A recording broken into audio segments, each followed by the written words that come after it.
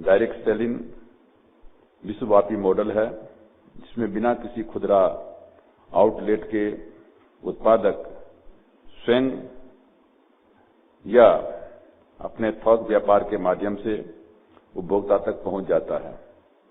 मैं जानता हूं कि ऐसी कंपनियां जैसे एमवे, ओरिफ्लेम, एवन आदि ने देश में इस तरह के डायरेक्ट सेलिंग के नेटवर्क स्थापित किए हैं।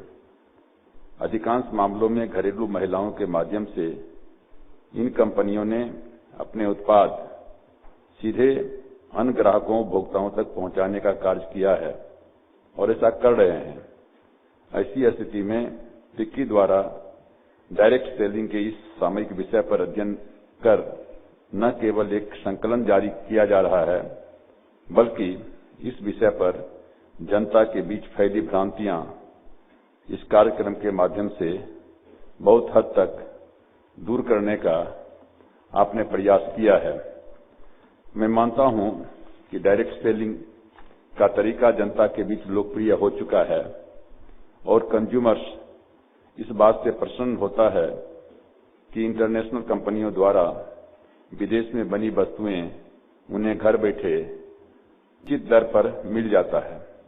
किंतु डायरेक्ट सेलिंग के लिए इस्तेमाल की जाने वाली प्रक्रिया में खतरा भी है। वह यह है कि अधिकांश मामलों में सामानों के वितरण के लिए कंपनियों द्वारा पिरामिड ढांचा बना लिया जाता है, जिसमें प्रत्येक स्तर पर किसी न किसी तरह प्रोत्साहन सम्मिलित रहता है। डायरेक्ट सेलिंग की आड़ में इस तरह के कई मामले भी प्रकाश में आए हैं, जिनमें उपभोक्ता को ठग कर कंपनियां रातों रात गायब हो गई हैं। मेरे विचार से इस तरह की कंपनियों और विश्वसनीय कंपनियों के बीच का अंतर समझना और उसे स्पष्ट करना बहुत ही आवश्यक है तथा इसके लिए आवश्यकता है व्यापार मॉडल के लिए सिद्धांत तय करने की।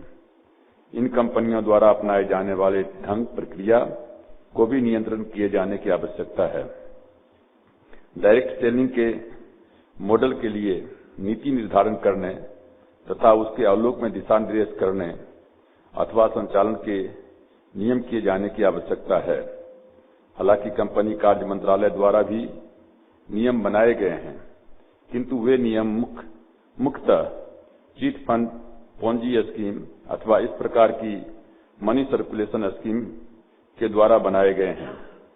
अभी सिद्धार्थ बिरला जी ने कहा है कि सेपरेट रेगुलेटर होना चाहिए जो कंज्यूमर अफेयर्स डिपार्टमेंट के अंदर हो, और अभी हमारे सेक्रेटरी ने उस संबंध में जो है कंसल्टेशन के संबंध में कहा है, और हम आपको विश्वास दिलाते हैं कि हम निश्चित तौर से जो है इस संबंध में हम ध्यान देंगे और इस पर विचार भी किया जाएगा। डायरेक्ट सेलिंग के इस संबंध में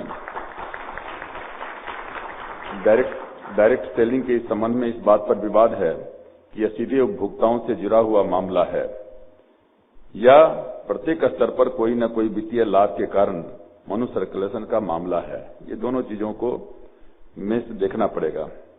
डायरेक्ट सेलिंग उद्योग की मांग के कारण इस विषय पर सचिव उपभोक्ता मामलों की अध्यक्षता में एक अंतर मंत्रालय समिति की गठित की जा चुकी है।